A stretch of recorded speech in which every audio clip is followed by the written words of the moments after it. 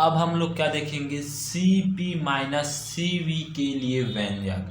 ठीक, C P minus C V ये बहुत IMP है, अर्थात इसको क्या होता है, तीन भागों में बांटा गया है। ठीक, तीन भागों में बांटा गया है। पहला प्रथम रूप, ठीक, दूसरा द्वितीय रूप में, ठीक, तीसरा तृतीय रूप में। तीनों का व्यंजक अलग अलग आता है, इन तीनों का व्यंजक अलग आता है, इसका व्यंजक अलग आएगा, ठीक, और इनका व्यंजक भी अलग अलग आएगा। ठीक, इन्हीं तीनों में से ना पेपर में, दुर्ग यूनिवर्सिटी के पेपर में एक ना एक क्वेश्चन यहाँ से जरूर फंसता है।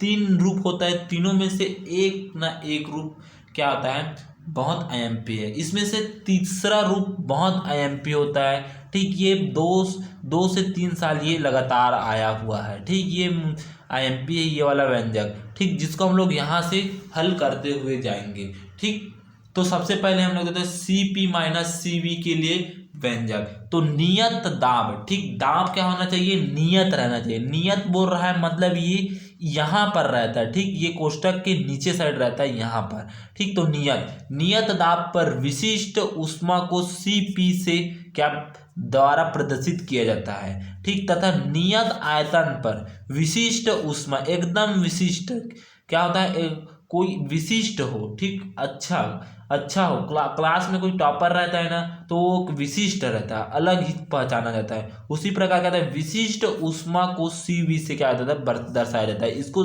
अलग से दर्शाया जा रहा है, इसको अलग रूप से CV से, ठीक, से प्रदर्शित किया जाता है। इसका मान निम्न समीकरण द्वारा व्यक्त किया जाता है। ठीक, तो यहाँ से इसको याद रख लेना चाहिए। ठीक, Cp इज इक्वल टू क्या होता है, del Q upon del T, और यहाँ पर क्या है, नियत दाब पर बोला जाए, इसको क्या बोला गया है, नियत दाब पर। ठीक, इसका सूत्र क्या होता है, Cp is equal to del Q upon del T और नियत दाब P, समीकरण 1 दे दिए। ठीक, अब उसी प्रकार विशिष्ट आयतन पर, तो CV is equal to del Q upon del T और यहाँ पर V होता है, ये समीकरण 2 है। इन दोनों सूत्र को हमको याद रखना पड़ेगा। ठीक, यहाँ पर नियत दाब पर, ठीक, उष्मा का सूत्र क्या है, DQ अपान DT। ठीक, इस प्रकार का। अब हमारे पास क्या आता है, समीकरण 1 और समीकरण 2 दोनों को क्या करेंगे, घटा देते हैं, घटाने पर। ठीक, समीकरण 1 और 2 को घटाने पर, तो यहाँ पर घटा देते हैं, Cp माइनस CV हो जाएगा is equal to del Q upon del T, और यहाँ पर P minus del Q upon del T और यहाँ पर V।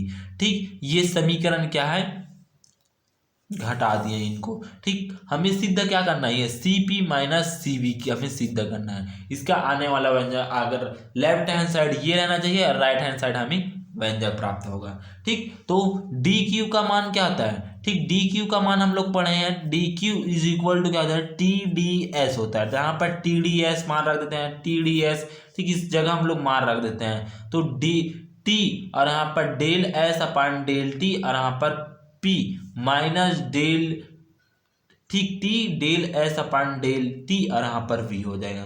ठीक, अब कोई हम लोग किसी पर क्या करते हैं, आकलन करते हैं, तो 5x होता है। ठीक, इसका आकलन करते हैं, तो ये वाला 5 को हम लोग बाहर निकाल देते हैं, अर्थात इसको कैसे लिखते हैं, डेल x अपान डी टी के सापेक्ष कर रहे थे टी, और इसको क्या कर देते हैं, बाहर निकाल देते हैं ऐसे। तो ऐसे आकलन करते हैं। उसी प्रकार इसको भी हम लोग टी को बाहर निकाल देते हैं। ठीक, तो T del S upon del T और यहाँ पर P minus T del S upon del T और यहाँ पर भी, इसको क्या देते हैं, समीकरण 3 दे दिए। अब एंट्रोपी एस, यहाँ पर एस एंट्रोपी है, तो एंट्रोपी एस टी तथा आयतन V, ये आयतन V और टी, ठीक, ठीक, टी का फलन है। ठीक, टी का फलन है, यहाँ पर टी है और यहाँ पर भी है। ठीक, तो S is equal to S T और यहाँ पर V दोनों का फलन है, ये देख लीजिए। ठीक, तो यहाँ पर क्या देगा, D S is equal to, फिर से इसका अवकलन करेंगे, टी के सापेक्ष है, पूर्ण आंशिक अवकलन करेंगे, यहाँ पर आंशिक अवकलन करते हैं, यहाँ पर आंशिक अवकलन, तो यहाँ पर क्या जाएगा, D S is equal to del S upon del T, और इसका टी के सापेक्ष कर रहे हैं, तो वी क्या जाएगा, आंशिक हो जाएगा, डी टी हो जाएगा, plus del S upon del V के सापेक्ष कर रहे हैं, तो क्या हो जाएगा, टी क्या हो जाएगा, आंशिक हो जाएगा, और यहाँ पर डेल वी हो जाएगा।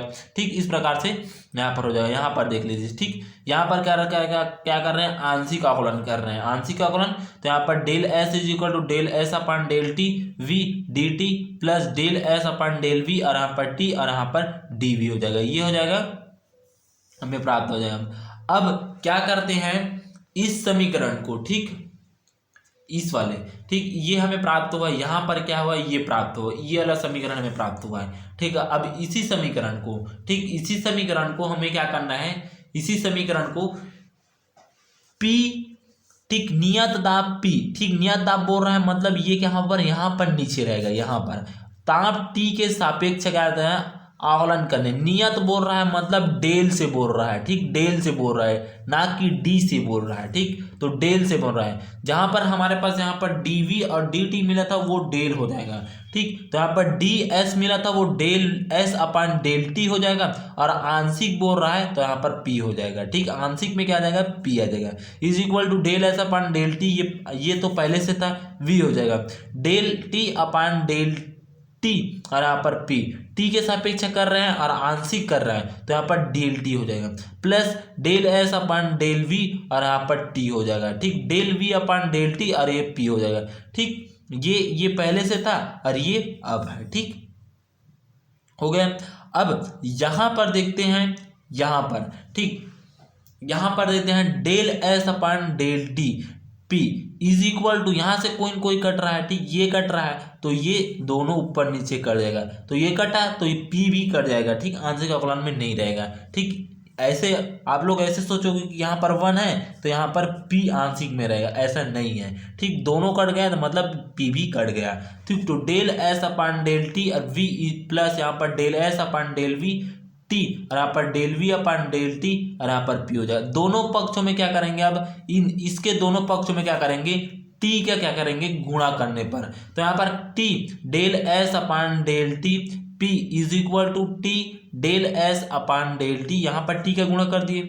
अब यहाँ पर प्लस है तो यहाँ पर ये वाला भी यहाँ पर चला जाएगा T, but T del S upon del V और यहाँ पर टी ये गुणा में है तो del V upon del T और यहाँ पर पी आ जाएगा। ठीक, आंशिक अवकलन है।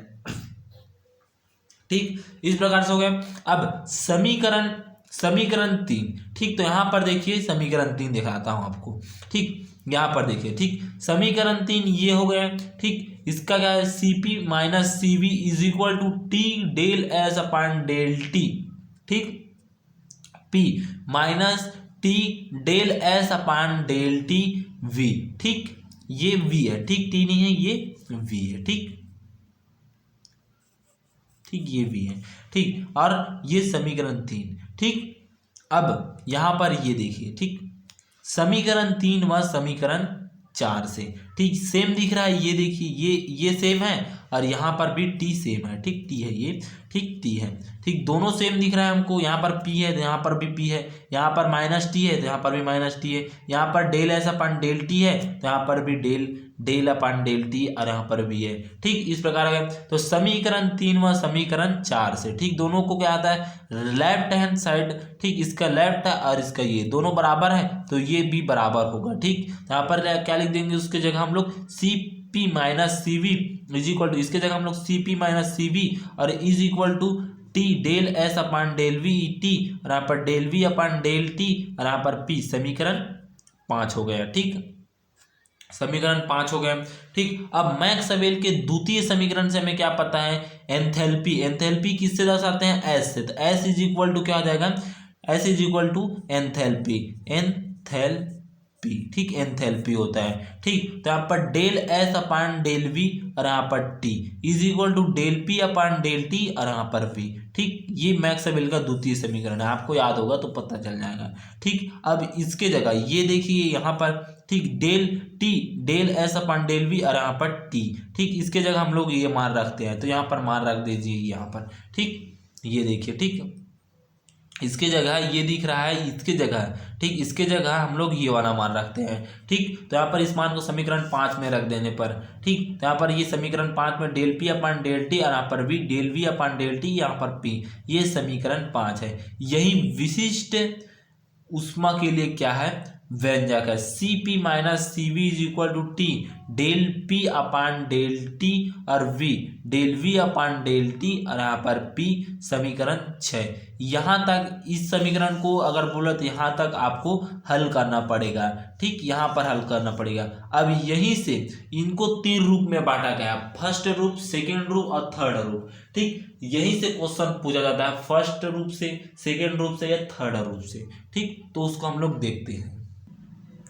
अब देखते हैं प्रथम रूप को देखते हैं। ठीक, हमें परीक्षा में क्या पूछा जाता है? ठीक, C P minus C V is equal to T E के नीचे टी, ठीक, और अल्फा का स्क्वायर वी। ठीक, ये हमें क्या सिद्ध कीजिए कि इतना इतना होता है, कि ये सिद्ध कीजिए। ये व्यंजक हमें सिद्ध करने के लिए पूछा जाता है। तो हमें यहाँ से हम लोग शुरू कर सकते हैं, या तो हम लोग यहाँ से भी शुरू कर सकते हैं, यहाँ से भी शुरू कर सकते हैं। ठीक, आपको जो पॉसिबल लगे। ठीक, लेकिन आपको इस व्यंजक को याद रखना पड़ेगा।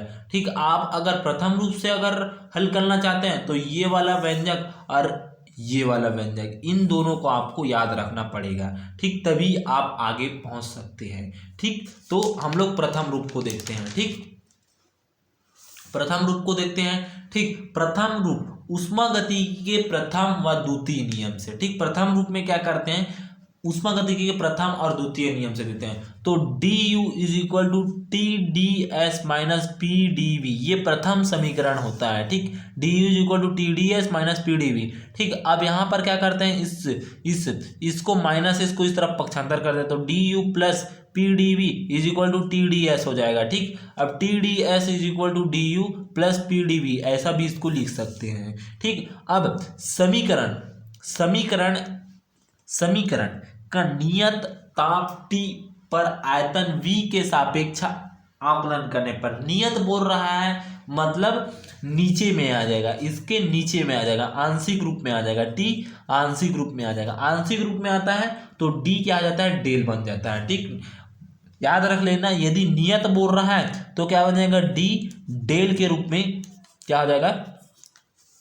बदल जाएगा। तो T del S upon del V और यहाँ पर टी आ जाएगा इज इक्वल टू वी के सापेक्ष क्या कर रहे हैं? आकलन कर रहे हैं, इसी कारण आया। ठीक, del U upon del V और यहाँ पर टी के सापेक्ष क्या करते हैं? नियत ताप पर, plus P del V upon del V और यहाँ पर टी, डेल वी से डेल वी कट जाएगा, यहाँ पर पी बचा है। ठीक, तो ये आ जाएगा T del S upon del V और यहाँ पर T is equal to del U upon del V और यहाँ पर टी और यहाँ पर प्लस पी हो जाएगा। ठीक, समीकरण 7 हो जाएगा। ठीक, अब इस समीकरण 7 को ठीक समीकरण 5 में मान रखने पर, ठीक, समीकरण 5 हमारे पास कौन सा मान आया था? ठीक है, समीकरण 5 हमें क्या प्राप्त हुआ? C P minus C V is equal to क्या प्राप्त हुआ था? T D S upon del del, ठीक, del S upon del V और यहाँ पर टी और माइनस, ठीक, गुणा में था, गुणा में del V upon del T और यहाँ पर पी था। तो इसके जगह ठीक ये दिख रहा है, ठीक, और ये दोनों सेम है, तो इसके जगह हम लोग क्या रखे हैं? इस मान को रख दिए हैं, तो यहाँ पर रख दिए। तो del P minus C V is equal to del V upon del U upon del V T plus P, ठीक, और इंटू, ठीक, गुणा del V upon del T और यहाँ पर पी। समीकरण यही प्रथम रूप है। ठीक, ऊष्मागतिकी विशिष्ट ऊष्मा का प्रथम रूप यही है। अब उसके बाद देखते हैं द्वितीय रूप। अब द्वितीय रूप देखते हैं। चूंकि दाब P ताप T तथा आयतन V का फलन है, ठीक, मतलब समीकरण से हमें प्राप्त होगा, ठीक है, समीकरण से हमें प्राप्त है कि दाब P ताप T आयतन V के क्या है? फलन है। तो P इज इक्वल टू, ठीक, P और यहाँ पर T और यहाँ पर V, ठीक, T और आयतन V का फलन है, ठीक है, तो P T V। अब इसका क्या करेंगे? आकलन, आंशिक आकलन, ठीक, आंशिक आकलन करते हैं तो यहाँ पर क्या आ जाएगा? dP is equal to del P upon del T और नीचे में क्या हो जाएगा? V हो जाएगा। पहले T के सापेक्ष कर रहे हैं, डी टी हो जाएगा, प्लस अब v के सापेक्ष कर रहेंगे, इसके सापेक्ष तो ये क्या हो जाएगा, नियत हो जाएगा। तो del P upon del V और नियत में कौन आ जाएगा, टी हो जाएगा, डेल डी वी हो जाएगा। अब डी पी नियत दाब पर, मतलब दाब अगर जीरो हो, इक्वल टू जीरो के रूप में हो, तो V zero is equal to D P upon D T, V D T plus D P upon D V और यहाँ पर टी डी वी। ठीक, अब उसके बाद del P upon del T V D T. ठीक, इसको इस तरफ पक्षांतर कर दिए। ठीक, इसको क्या कर दिया, इसको जीरो के रूप पक्षांतर कर दिए, तो इसको इस तरह भी लिख सकते हैं। ठीक, ये इस तरफ आ जाएगा तो माइनस में आ जाएगा, तो minus D P upon D we T और यहाँ पर डी वी हो जाएगा। ठीक, अब इस वाले को इस तरफ ला देते हैं। ठीक, इसको इस तरफ ला देते हैं। ठीक, तो D P upon D T और यहाँ पर v is equal to minus D P upon D V और यहाँ पर t। ठीक, del P upon del V और यहाँ पर t नियत पर। ठीक, del v upon del t हो जाएगा, और यहाँ पर हम लोग क्या लिए, नियत दाब पर लिए, तो नियत रहता है तो नीचे में आ जाता है, तो यहाँ पर p आ जाएगा। ठीक, अब इस मान को समीकरण 6 में रखने पर, ठीक, समीकरण 6 में रख देंगे। ठीक, हमारा समीकरण 6 क्या होता था, C P minus C V. ठीक, इसके जगह क्या आता था, इसके जगह ये रहता था। ठीक, D P upon D T और यहाँ पर वी। ठीक, ये और गुणा में कौन रहता था, डी वी अपान डी टी और यहाँ पर क्या आ जाएगा, पी आ जाएगा। ठीक, तो इसके जगह हम लोग क्या रखते हैं, इस वाले मान को रख देते हैं, यहाँ पर पुट कर देंगे। ठीक, तो minus del P upon del V यहाँ पर T, del V upon del T और यहाँ पर पी हो जाएगा। ठीक, del V upon del T और यहाँ पर पी हो जाएगा। अब C P minus C V is equal to दो बार ये क्या है, गुणा में है, तो x गुणित x रहता है, तो उसको क्या लिखता है, x का स्क्वायर लिखते हैं ना, उसी प्रकार इसको भी हम लोग del V upon del T का होल स्क्वायर और यहाँ पर p लिख देंगे। ठीक, और इसका माइनस इसके आगे में लिख देंगे, तो minus T del P upon del V T और यहाँ पर डेल वी बटे डेल टी का होल स्क्वायर और यहाँ पर p आंशिक में आ जाएगा। ठीक, अब क्या करेंगे, इसके नीचे, ठीक, इसके नीचे क्या करेंगे, ठीक, v अपान v का गुणा करेंगे। ठीक, और इसके नीचे ये क्या है, होल स्क्वायर है। ठीक, क्या है हमारे पास, होल स्क्वायर है। ठीक, होल स्क्वायर है, तो यहाँ पर भी क्या करेंगे, v square upon v square का क्या करेंगे, गुणा कर देंगे, तो ये कट जाएगा तो ये प्राप्त होगा, और ये कट जाएगा तो ये प्राप्त हो जाएगा। ठीक, तो माइनस t बटे v, यहाँ पर v है तो इसको हम लोग कहाँ पर लिख सकते हैं, इसके नीचे में लिख सकते हैं ना, तो यहाँ पर इसको नीचे में लिख दिया गया है। ठीक, तो del P upon del V और यहाँ पर बटे वी। ठीक, और ठीक, आंशिक में क्या आ जाएगा, टी आ जाएगा। ठीक, ये और ये कटेगा तो ये हमें सेम प्राप्त होगा ऐसा। ठीक, अब उसी प्रकार v का स्क्वायर, यहाँ पर डेल वी अपान वी बटे डेल टी और यहाँ पर का होल स्क्वायर, यहाँ पर पी हो जाएगा। अब ये होल स्क्वायर है तो ये इसको हम लोग बाहर लिख दें, यहाँ पर नहीं लिखे स्क्वायर में, यहाँ पर लिख दिए हैं। ठीक, अब यहाँ से ये और ये कट जाएगा। ठीक, कट जाएगा यहाँ पर, अब कटेगा तो हमें क्या प्राप्त होगा, ठीक, C P minus C V is equal to minus T del P upon del V बटे वी और यहाँ पर टी। ठीक, यहाँ पर del V upon del T और यहाँ पर का होल स्क्वायर और यहाँ पर आंशिक में पी आ जाएगा।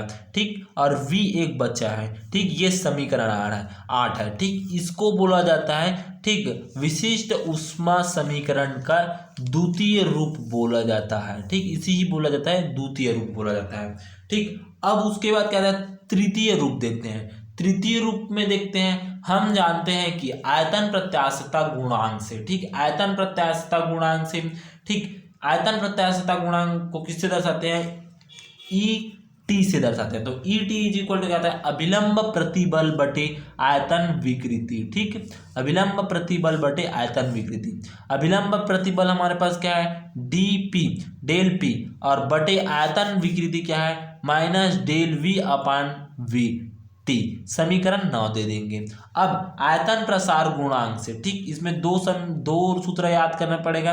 पहला कौन, आयतन प्रत्यास्थता और आयतन प्रसार। आयतन प्रसार गुणांक अल्फा से प्रदर्शित करते हैं इसको, alpha is equal to, alpha से प्रदर्शित करते हैं तो अल्फा इज इक्वल टू आयतन में वृद्धि बटे प्रत्यास्थता गुणांक गुणित ताप में वृद्धि। ठीक, ताप में वृद्धि तो alpha is equal to D V upon V बटे वृद्धि, मतलब इसमें प्लस लिए हैं, इसमें क्या कहता है आयतन विकृति माइनस में लिए हैं, तो डेल वी अपान बटे डे वी अपान डेल टी, और यहाँ पर आंशिक में पी, समीकरण 10 हो जाएगा। ठीक, अब समीकरण 8, 9 व 10 से, ठीक, समीकरण 8, ठीक, ये 8 है, ये 9 है और ये 10 है, इस समीकरण में मान रख देते हैं। ठीक, तो ये वाला मान रखते हैं, इसके जगह क्या रखते हैं, ये वाला मान रखते हैं। ठीक, इसके जगह कौन मान रखते हैं, अल्फा मान रखते हैं। ठीक, तो माइनस टी है, ठीक, और ये क्या है, यहाँ पर माइनस है, तो ये माइनस और माइनस टी का ये माइनस, ठीक, दोनों क्या कर जाएगा, कट जाएगा। ठीक, तो टी ई टी और अल्फा का स्क्वायर हो जाएगा, वी हो जाएगा। ये समीकरण क्या है, 11 है, यही अभिष्ट व्यंजक है। ठीक, ये समीकरण 3, इसी को पूछा जाता है सिद्ध कीजिए कि C P minus C V is equal to T E T का ई टी अल्फा का स्क्वायर वी का वी। ठीक, ये आता है परीक्षा में। ठीक, यहीं तक, यहाँ तक हमें सिद्ध करना है। अब इसके कुछ निष्कर्ष देख लेते हैं। ठीक, निष्कर्ष देखें, चूंकि प्रत्यास्थता गुणांक ई टी का मान समीकरण पदार्थों के लिए धनात्मक होता है तथा आयतन प्रसार गुणांक का वर्ग धनात्मक होता है तथा C P minus C V का मान कभी भी ऋणात्मक नहीं हो सकता। ठीक, इस समीकरण से हमें प्राप्त हुआ है, ठीक, कि ई टी और क्या होता है, ई टी का मान धनात्मक होता है। ठीक, ई टी का मान धनात्मक होता है और आयतन प्रसार गुणांक का भी मान क्या आता है, धनात्मक होता है। इस तरह क्या आ जाएगा, सी पी बड़ा हो जाएगा क्या आएगा, सी वी से। ठीक, अब जैसे जैसे ताप, दूसरा जैसे जैसे ताप टी का मान घटकर शून्य होता है तो C P minus C V का मान भी शून्य हो जाएगा, अर्थात परम शून्य ताप पर C P minus C V का मान बराबर होता है। ठीक, परम शून्य ताप पर क्या जाएगा, C P minus C V दोनों बराबर हो जाएगा। ठीक, इस प्रकार से हमारे पास यहीं तक हमें सिद्ध करना है। धन्यवाद।